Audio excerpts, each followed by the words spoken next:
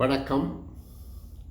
திறமைந்து பிரமை பரிசில் பரீட்சைக்கு தங்கள் பிள்ளைகளை தயார்படுத்திக் கொண்டிருக்கும் பெற்றோர்களோடு எனது ஆலோசனைகளையும் அந்த பரீட்சையிலே பிள்ளைகள் தங்களால் முயன்ற முயற்சிகளை செய்து பெறுபேறுகளை பெறுவதை ஏற்றுக்கொள்வதையும் பெற்றோர்களுக்கு ஒரு முதிர்ச்சி அடைந்த ஆசிரியர் நீண்டகால அனுபவசாலி என்ற முறையில் என்னுடைய சில கருத்துக்களை பகிர விரும்பி இந்த காணொலியை பதிவு செய்கிறேன். உண்மையிலேயே எல்லா பிள்ளைகளும் திறமைசாலிகள் தான். ஏனென்றால் ஆண்டவர் எல்லோரையும் ஒரே மாதிரி தான் படைத்திருக்கிறார். எங்களுக்கு மதம் பல இருக்கலாம், இனம் மதம் பலது இருக்கலாம், ஆயினும் நாங்கள் எல்லோரும் மனிதர்கள். எங்களிடம் மனிதத்தன்மை இருக்கின்றது. மனிதனில் தான் தெய்வத்தன்மையும் இருக்கின்றது என்று கூறப்படுகின்றது. என்றால் தெய்வங்கள் கூடி மனிதர் ரூபத்தில் தான் இருக்கின்றது. அப்போ நாங்கள் நல்ல குணங்களையும் நல்ல எண்ணங்களையும் விருத்தி செய்கின்ற போது நாங்கள் தெய்வங்களாகத்தான் கருதப்படலாம். ஏனென்றால் கடவுள் கோயிலில் மட்டும் இருப்பதாக இருந்தால் அர்த்தமில்லாமல் இருக்கும். கடவுள் என்று பரந்து உள்ளவர் எங்களிலும் கடவுள் இருக்கத்தான் வேண்டும். அதுபடியால் நாங்கள் சில விடயங்களை பிள்ளைகள் பால் நாங்கள் எதிர்பார்க்கின்ற சில விடயங்களை நான் உங்களுக்கு பகிர்வதை மிகவும் விரும்புகின்றேன். இப்போ இந்த பரீட்சை 10 வயது பிள்ளைக்கும் முதலாக சந்திக்கிற அரச பரீட்சை, போட்டி பரீட்சை, அதோடைய அந்த திறமை காணுகின்ற பரீட்சை. ஆனால் அதை விட ஒரு தவறான கௌரவ பரீட்சையாகவும் மாறிவிட்டது. அந்த கௌரவ பரீட்சைன்றதை உதறி தள்ளிவிட்டு இது எங்கட பிள்ளைக்கு வருகின்ற பரீட்சை. இதில் அவன் வெற்றி அடைந்தாயின்னு, அதாவது வெட்டுப்புள்ளிக்கு மேலே பெற்றாயின்னு, சித்தி அடைந்தாயின்னு, சித்தி அடையாவிட்டாயின்னு பிள்ளை பெறுகின்ற பெறுபேரை பாராட்டி கொண்டு அவனை உற்சாகப்படுத்தி அவனுக்கு எதிர்கால வாழ்க்கை சுவீட்சமாக இருப்பதற்கு நாங்கள் வழிகாட்ட வேண்டும். இது அவனை முடங்கப்படுற பரீட்சையாக இருந்துவிடக்கூடாது. அப்போ என்ன பெறுபேறு வந்தாலும் ஏற்றுக்கொள்வது என தீர்மானித்து விட்டீர்களாக இருந்தால் நீங்கள் பிள்ளைய பெரிய, அதாவது இந்த பிள்ளையில இறுதி காலங்களில் பிள்ளையில திணிப்புகளை செய்கிற பல பெற்றோரை நான் பார்த்துருக்கிறேன். ஏதோ தங்களோட பிள்ளை தான் எல்லா விடயத்திலையும் முன்னேறிக்கணும், மற்றவனை விட என்று எதிர்பார்க்க வேண்டாம். ஏதோ எங்களோட பிள்ளையால் முடிஞ்சதை அவன் செய்யட்டும் என்று எதிர்பார்த்து அந்த பிள்ளையை உற்சாகப்படுத்தி பரீட்சைக்கு அனுப்புங்கோ.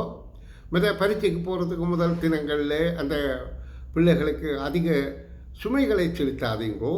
அத்தோடு நான் மிகவும் வேண்டி கேட்கிறது என்னென்று சொன்னால், இந்த பெற்றோர்களிடம் இருக்கிற பதகளிப்பை பிள்ளைகள்கிட்ட பரப்பிடாதீங்கோ. நீங்கள் பதகளிப்பாக இருப்பீர்கள். இந்த பிள்ளைக்கு பதகளிப்பு இருக்காத காரணம்னா பிள்ளை பழகிட்டுது.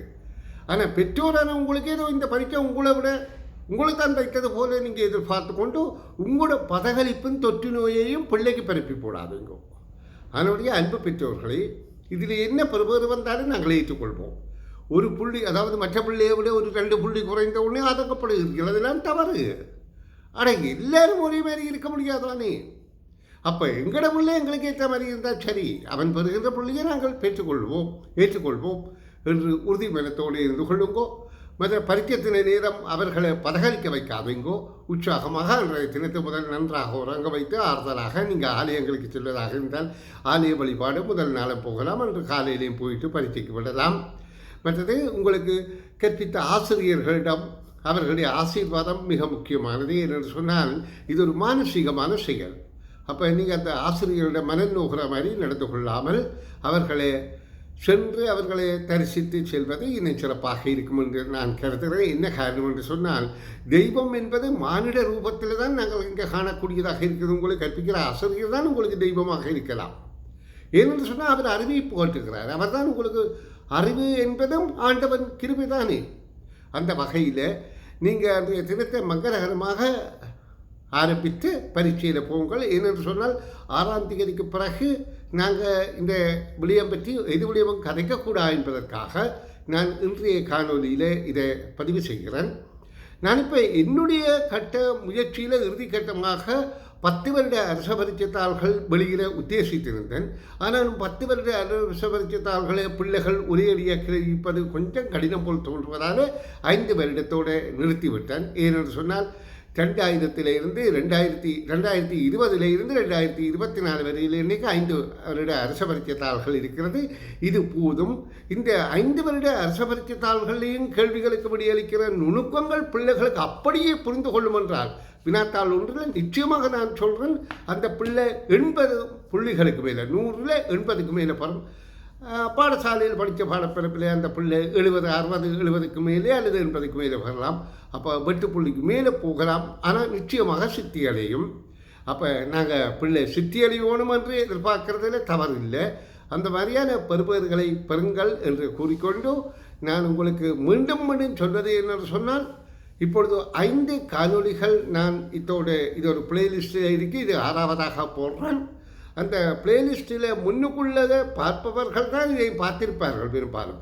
அப்போ முதல் பார்த்திருந்தால் அந்த பிளேலிஸ்ட்டை பாருங்கோ. பிளேலிஸ்ட்டில் 5 ஆண்டு பேப்பர் 5 வருட ஆண்டு பேப்பரும் வினாக்களுக்கு விடைய காணுகிற இலகுவான விரைவான விளக்கம் தந்திருக்கிறேன். அது நீங்கள் இந்த பரீட்சை நெருங்குகின்ற ஓரிரு தினங்களுக்கு நீங்கள் அதை பயிற்சி செய்து கொள்வதால் நிறைந்த பெற முடியும் என நான் எதிர்பார்த்து இதனை போடுகின்றேன். எத்தனை சவால்கள், எத்தனை எதிர்ப்புகள், எத்தனை போட்டிகள், எத்தனை தோல்விகள் வந்தாலும் வாழ்க்கையில் தளராதீர்கள். வெற்றி உங்களுக்கு நிச்சயமாக இருக்கின்றது. நாங்கள் வாழ பிறந்து விட்டோம், சிறப்பாக வாழ்வோம், மற்றவர்களுக்கும் பயனுள்ளவர்களாக வாழ்வோம் என கூறிக்கொண்டு இந்த காணொலியை நிறைவு செய்கிறேன். பாருங்கள், வெற்றியடையுங்கள். வாழ்த்துக்கள். நன்றி.